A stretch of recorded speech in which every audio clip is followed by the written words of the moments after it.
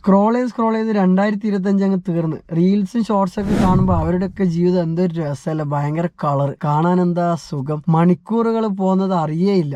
ഈ കാണിക്കുന്നതൊക്കെ അവരുടെ ജീവിതത്തിൽ നടന്ന കാര്യങ്ങളൊക്കെ തന്നെയാണോ എന്ന് സംശയിക്കേണ്ട സമയം അതിക്രമിച്ചു. ഇപ്പൊ ഒരുപാട് കാര്യങ്ങൾ പുറത്തു വരുന്നുണ്ടല്ലോ. കുറെ ഷോക്കേസ് ചെയ്തുകൊണ്ട് വ്യൂസും ഓഡിയൻസിനും വളർത്താൻ വേണ്ടി കുറെ ആളുകൾ ആക്ട് ചെയ്യുകയാണ് എന്ന് നമുക്കിപ്പോ മനസ്സിലാക്കി വേണ്ടി വരും. റിയാലിറ്റിയിൽ അവർക്ക് അതൊന്നും ഇല്ല. അവർ ബാക്കിലിരുന്ന് കരയുകയാണ്. ഇൻഫ്ലുവൻസിന്റെ അർത്ഥം തന്നെ നമ്മൾ സ്വാധീനിക്കപ്പെടുക എന്നുള്ളതാണ്. നമ്മൾ സ്വാധീനിക്കുമ്പോൾ ചോയ്സ് മേക്ക് ചെയ്യണം. നമ്മൾ ആരൊക്കെയാണ് നമ്മൾ ഫോളോ ചെയ്യുന്നത് നമ്മൾ കൃത്യമായിട്ട് പരിശോധിക്കണം. അതിനുശേഷം മാത്രം അവരുടെ വീഡിയോസ് കാണുക. ഈ വീഡിയോസ് കാണുമ്പോൾ തന്നെ നമ്മൾ ലൈഫായിട്ട് കണക്ട് ചെയ്യാതിരിക്കുക. ഇമോഷണലി കണക്ട് ചെയ്യുമ്പോൾ എന്താ പ്രശ്നം എന്ന് വെച്ചാൽ അവർക്കുള്ള കാര്യങ്ങളൊന്നും നമുക്കില്ലെങ്കിൽ നമുക്ക് ഭയങ്കര സങ്കടമായിരിക്കും. നമുക്ക് കിട്ടിയിട്ടില്ലല്ലോ, എന്തുകൊണ്ടാണ് എനിക്ക് പറ്റാത്തെന്നുള്ള രീതിയിൽ സങ്കടപ്പെട്ടിരിക്കുന്നുണ്ടാവും. ഒരു മൂവി കാണുന്ന ലാഘവത്തോടു കൂടി മാത്രം ഈ ഷോർട്സ് റീൽസ് ഒക്കെ കാണുക. എന്റർടൈൻമെന്റും അതുപോലെ തന്നെ നോളജ് കഴിഞ്ഞാൽ മാത്രം എടുക്കുക എന്നുള്ളതാണ്. ഒരിക്കലും നമ്മളെ ലൈഫായിട്ട് ഈ ഇൻഫ്ലുവൻസ് ചെയ്യുന്ന ആളുകളെ നമുക്ക് കണക്ട് ചെയ്യാതിരിക്കുക എന്നുള്ളതാണ് നല്ലത്.